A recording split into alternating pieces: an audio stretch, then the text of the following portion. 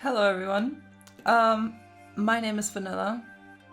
I wonder if you remember me. It's been a little while since I last spoke to you directly like this. Anyway, hi. I went into the options menu because else it would replay the whole preview again. This is my favorite game of all time. It's called ŌKAMI, first released in 2006 on the PlayStation 2. Then released again on the Wii in 2007, which in my opinion was the better version of this game because it featured motion controls, and it used the motion controls in a way that felt like it mattered and made a difference, which is why I'm playing the Switch version right now, because the Switch version does the same thing and it replicates the feeling of the Wii version so well that it has become my favorite version of this game. This game means a lot to me. I played this during my childhood and it left a large impression on me. And I have decided it's been a while since I did something on this channel, so I might as well come back and play something that I really love, right? So yeah. I guess we can start, so long as my recording decides not to die on me. For some reason it's lagging a little bit. I don't know if you could tell in the transition between the preview and the menu, but let's hope that was a temporary occurrence and it won't be there all the way through, because that would be very awkward. I wouldn't want that. Maybe I would have to play the PC version and I would rather avoid that. I like the PC version, don't get me wrong, but it's so much nicer to play this with Joy-Cons. Alright. Let's start a new game.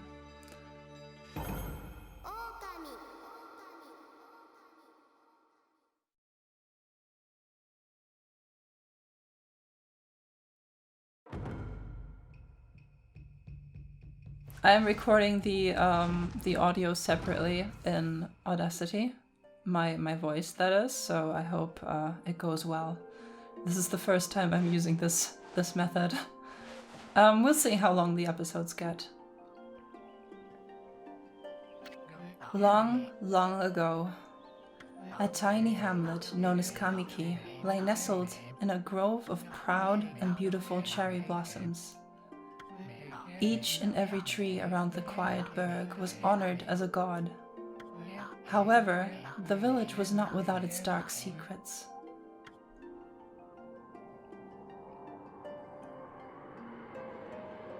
To satiate the appetite of Orochi, a fearsome cave-dwelling beast, a young maiden was offered as a sacrifice at the annual festival.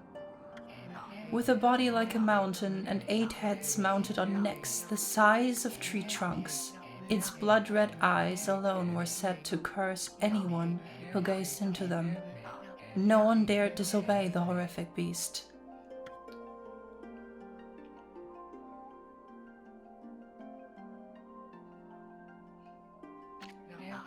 When the night of the sacrifice drew near, a mysterious white wolf appeared outside the village. This wolf, its coat as brilliant as snow, was dubbed Shiranui. The wolf kept a watchful eye on anyone who ventured outside the village and made a habit of patrolling the streets at night. People assumed the wolf to be a familiar of Orochi.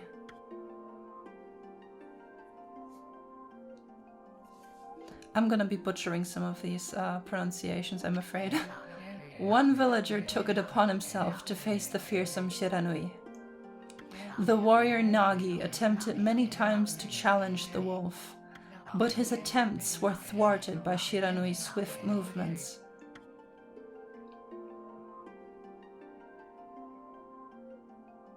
Before long, the night of the accursed festival had arrived. A white-plumed arrow heralded the coming sacrifice. Piercing the sky, the arrow sunk its shaft squarely into the home of Nami, the village's most beautiful maiden. Nagi, harboring a secret love for Nami, was enraged by this sign. Determined to put an end to Orochi once and for all, Nagi traveled to the beast's cave in place of his beloved.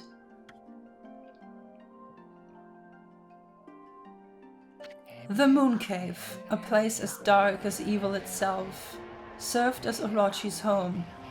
As Nagi stood bravely before the entrance, a beast appeared, eyes glowing crimson upon 8 thrashing necks. Orochi stood tall before him, anxious for another sacrifice. Nagi leapt with incredible grace, swinging his blade valiantly. On and on he sliced, well into the moonless night. But Orochi's hide was like steel. The blade left nary a scratch.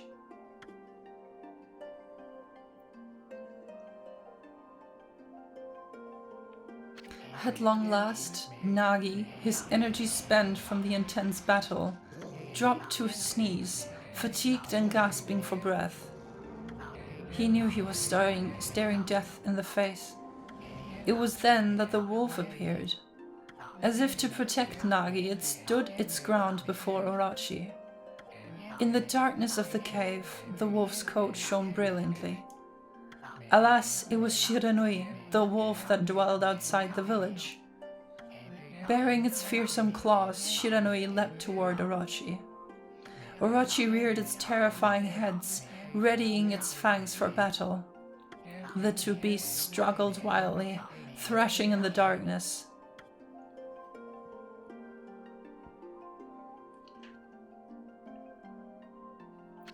Mysterious and terrifying, the spectacle continued. Shiranui summoned gusts of divine wind to counter Orochi's flames.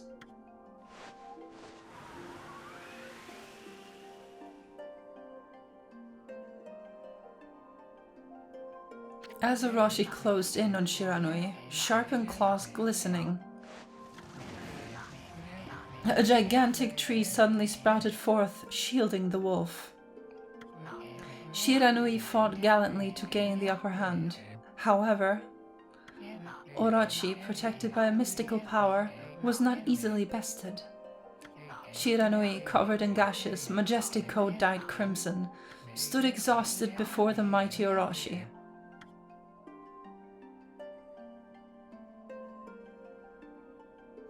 Orochi saw a chance to strike what would be the final blow. But Shiranui refused to give in. With its last ounce of strength, the majestic wolf gazed heavenward and unleashed a mighty howl.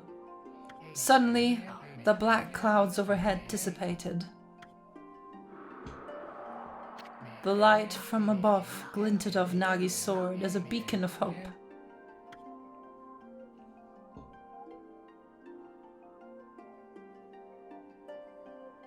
Guided by his sword, Nagi, who had been taking shelter in the shadows, stood proudly to face his adversary. Channeling all his strength into his scarred and battered arms, he leapt ferociously toward Orochi, his sword poised high. The golden sword danced in his hands like a puppet on a string. One by one, Orochi's fearsome heads separated from their owner.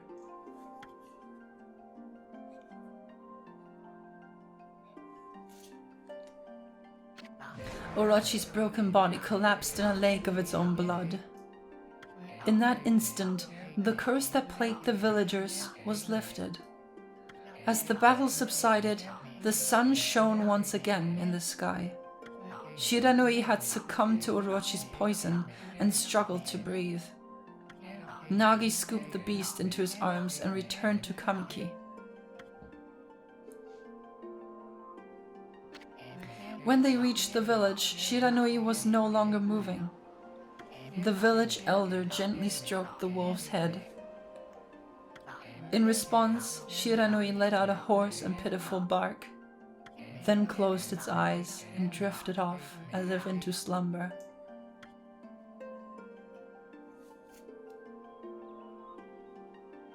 Peace had at last returned to Kamiki village.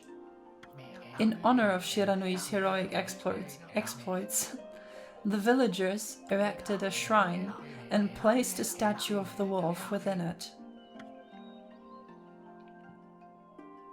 Nagi's sword was christened Tsukuyomi and placed inside the moon cave. The villagers all looked forward to an age of endless peace. However, this is not the end of the story. There is more to this tale than most people know. 100 years had passed since Nagi and Shiranui's heroic exploits. It happened so quickly that no one in the village even took notice.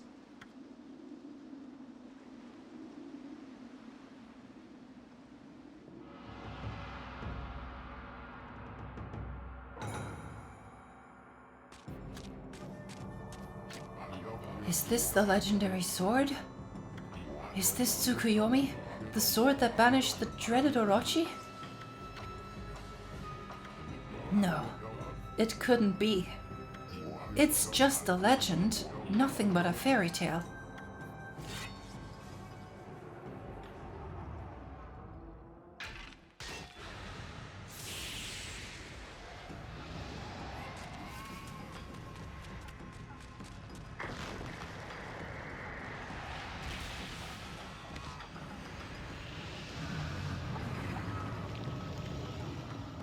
Oh, he who seeks power, he who has broken my bonds, speak the words I wish darkness unto the world. Utter that prayer unto me, and unleash my power.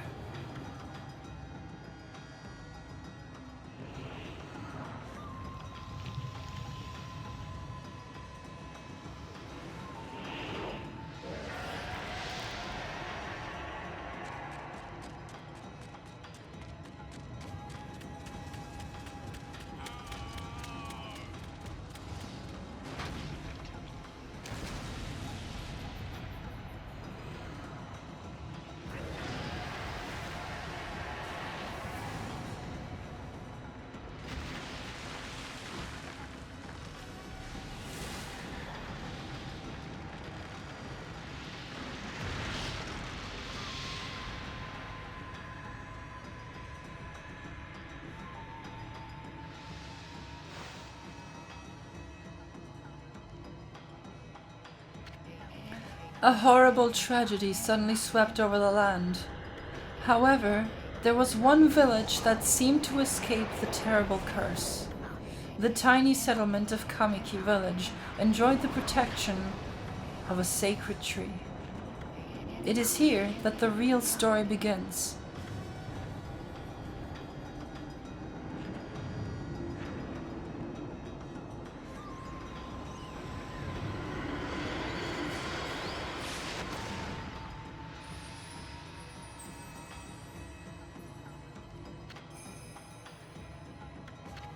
How troublesome.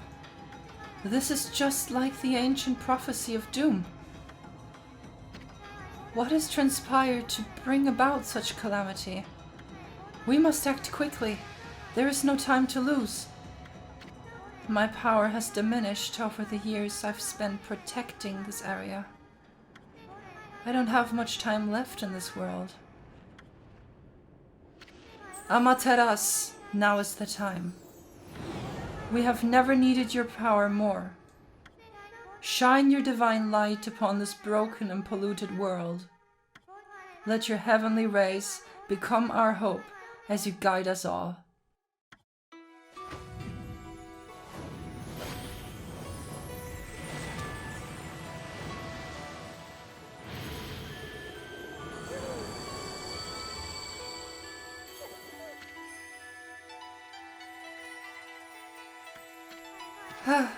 Such divine white light, such beauty and grace. The only one capable of such a wondrous spectacle is none other than our mother and the origin of all that is, Amaterasu. How delightful to see that the Savior whose brave sacrifice sealed away the evil demons so many years ago has not changed one bit. Seeing you emerge after so many years spent as a statue brings happiness to my heart.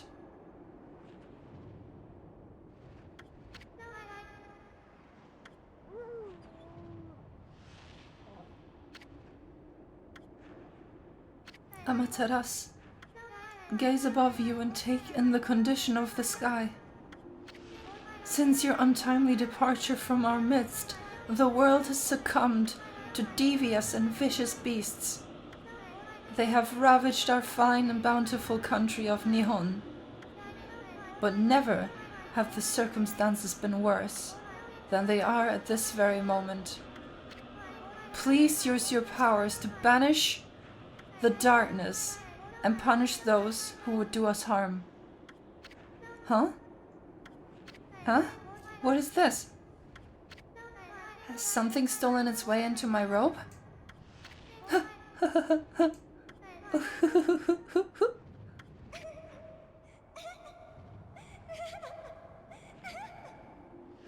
I'll let her do the laughing, yes.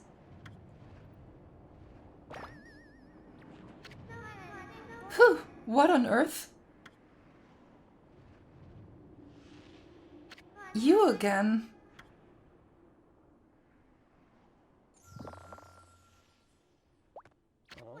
Ow, ow, ow, ow, ow, ow! Are you nuts?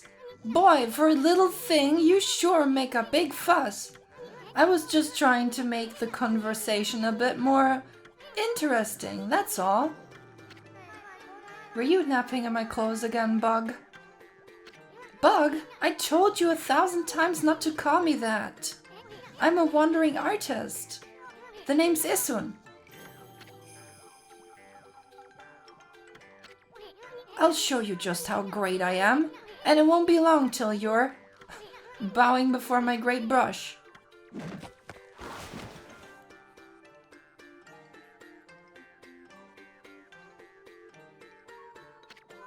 Well, what do you think? Even cuter than the real thing, no? Beautiful, Isun. What's with you, Furball? You look kinda down in the dumps. Actually, you look kinda familiar.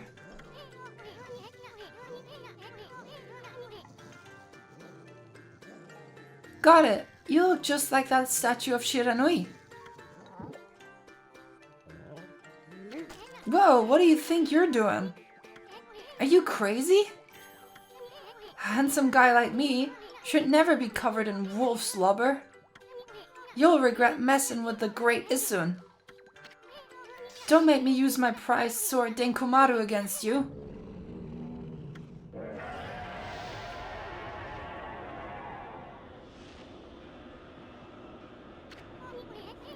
What's that growling sound? And why is it so dark anyway? Oh great God, Amaterasu. I've used all the power I have to protect Kamiki village. The village lives on, the spirits lie encased in my fruit. Cut it free and the village will be reborn. I trust in you. I know that you will lead us down the right path. Only your awesome power can restore life to the world. The trees returned to normal, huh? That Sakuya girl sure said some weird stuff. The villagers' spirits are being kept inside the fruit? That's the fruit. That girl said that if you cut it down, the village will be restored. But it's awfully high up there. If you don't use some kind of special power, there's no way you're gonna reach it. This darkness is really getting to me too. A lot can happen while you're taking a nap. Alright, and now we're finally in game. That first cutscene is really fucking long. This game in general has a bit of a habit of putting a lot of dialogue into your face. But I kind of like it personally. I know a lot of people struggle with that, but hey.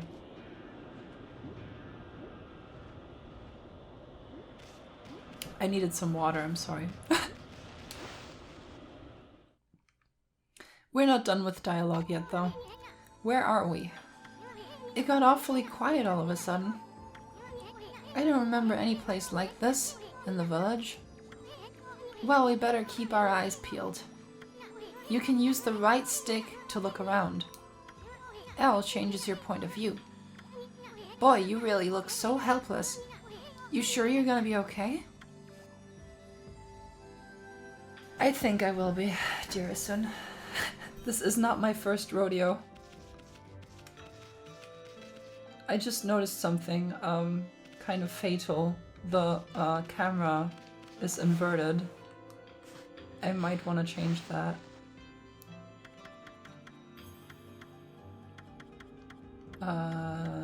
Yes. Yes, please. Alright, better. Wait, hold on. Okay.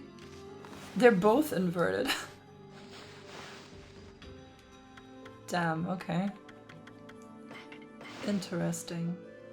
I don't remember that being a thing. Hold on. That's an origin mirror. They say once your reflection appears on its surface, your memories will be stored in the mirror for all eternity. Well, to put it shortly, you can save your progress here. And let me give you a little advice. You should save a number of game files. That way, you could always go back if you get stuck or something. Gotta be prepared, especially while you're still learning the ropes. You don't really ever get stuck though, to be completely fair. This is not a difficult game, I will say. Uh-oh! I'm gonna save down here so we don't have to see the spoiler game files all the time. I might have to censor that.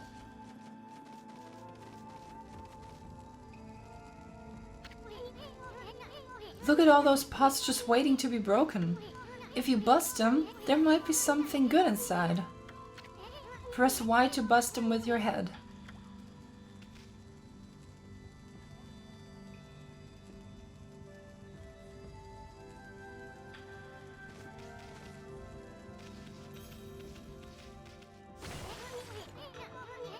Way to go, my furry friend.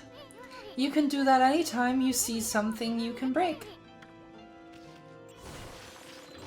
Oh yeah, it's probably worth mentioning that this game is very inspired by the Zelda games. Particularly, I believe, Wind Waker, but also Twilight Princess, although those two games released pretty much around the same time, so I'm not sure how much they influenced each other, but yeah. Whoa, whoa, hold on there, Furball, get a load of that. That chest looks mighty tempting. Let's go check it out. Getting up that high ought to be a piece of cake. Press B to jump, then press B again to do a wall jump. But make sure you press it firmly so you jump really high. Yes, because, like, you know, video game logic. Oh fuck. I knew you could do it. They say good luck is found in high places. So keep your eyes peeled. We don't want to miss any treasure. Holy bone. Yes, Amaterasu heals with bones because she's a wolf. That makes sense, right? Also, I'm gonna be, kind of, like, I'm gonna play this game the way I want to play it. So, excuse me if I spend a lot of time in one place sometimes. Looks like the bridge is out. This shouldn't be so hard. Amaterasu, was it? That's kinda long. Mind if I call you Ami? Listen, Ami. Ever heard of the spirits of the brush?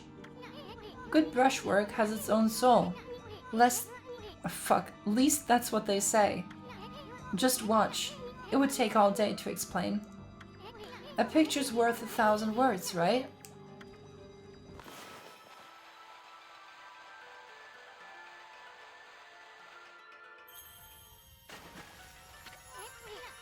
Nice, huh? Just a little technique I've mastered called rejuvenation. It's one of many brush techniques that use divine power. It's a brush god power that can restore broken or missing things. I've practiced really hard just to master this one technique. But there are 13. Each one is a power of one of the 13 brush gods. Originally, all 13 were a single powerful deity. When the deity died, its power was split into 13 separate gods. The gods now dwell within objects all around us, but god or no god, how could anyone have the power to master all 13? I wonder. I do wonder.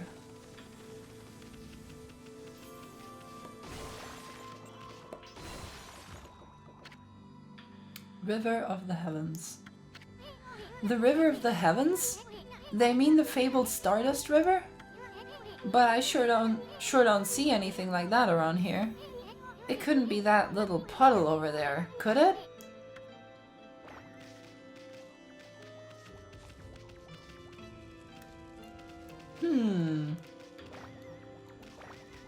Oh god, right, I can change the camera view, I forgot about that. It just told me to and I just kind of ignored it, but it's fine. Wow, look at the stars twinkle. I haven't seen such a beautiful nighttime sky in ages. Hey look! Are those stars forming a pattern, or is it just me? There's one missing. Guess I'll just have to draw the missing star.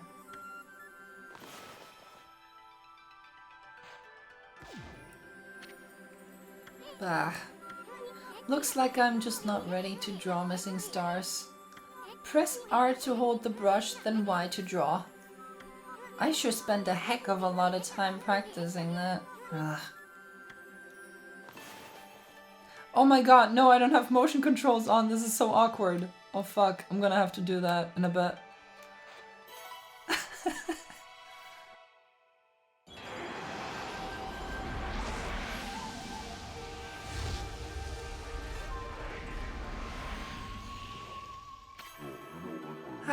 Why, if it isn't Mother Amaterasu? I apologize for not contacting you sooner during these long years. Having never forgotten you, I, Yomigami, God of Restoration, have eagerly awaited this day when we could again meet.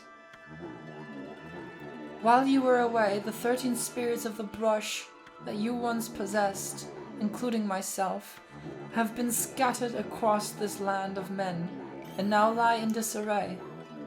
I became a constellation and managed to survive until now. The time has come for you to seek out and reunite all the techniques. Your power is what is needed to restore the dried riverbed of the heavens and renew the flow of stardust.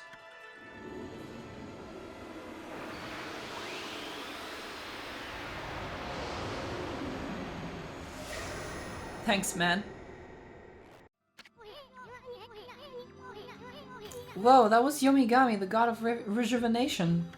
Wait, so you have the power of rejuvenation now? Can you really use it to restore the river of the heavens? That would mean you were as good with a brush as yours truly. Nah, it couldn't be true. Who else could master this incredible god technique? I don't know. Not me. Hold on, I need to... Celestial motion and fishing. Yeah. Okay, good. Yeah, that's good. Yes, yes. You're not my mom. Much better. Shut up, Issun.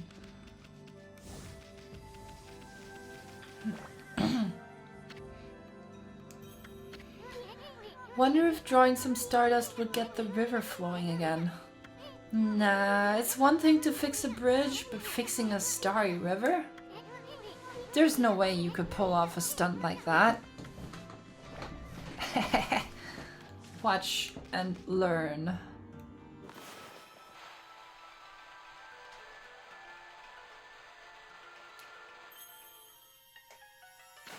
Whoa!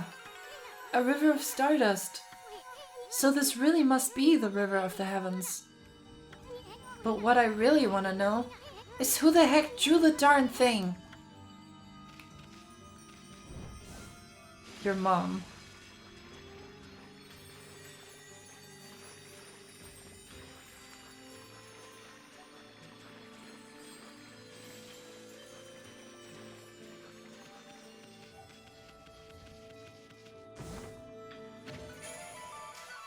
Hell yeah. I just got a stomach from a chest. Look what you found, Furball. This astral pouch here is amazing. It can swallow up lots of food.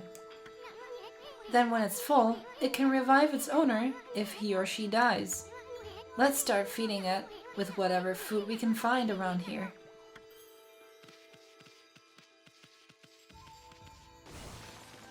Will do. I'm currently coughing a lot, so I'm gonna have to cover up a lot on the Audacity audio track. Pain.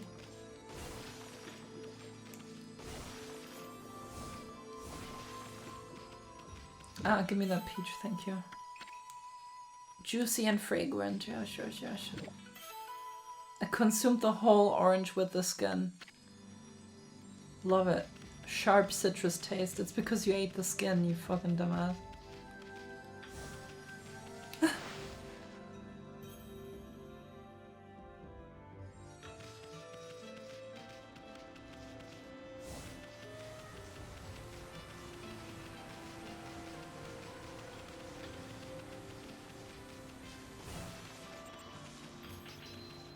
Also, if I get a little quiet while playing this, don't worry about it too much.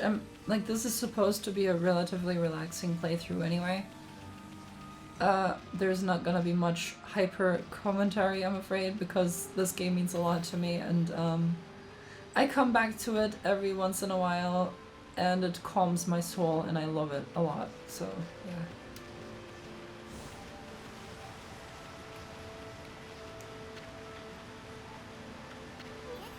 Nagi? What's his name doing here?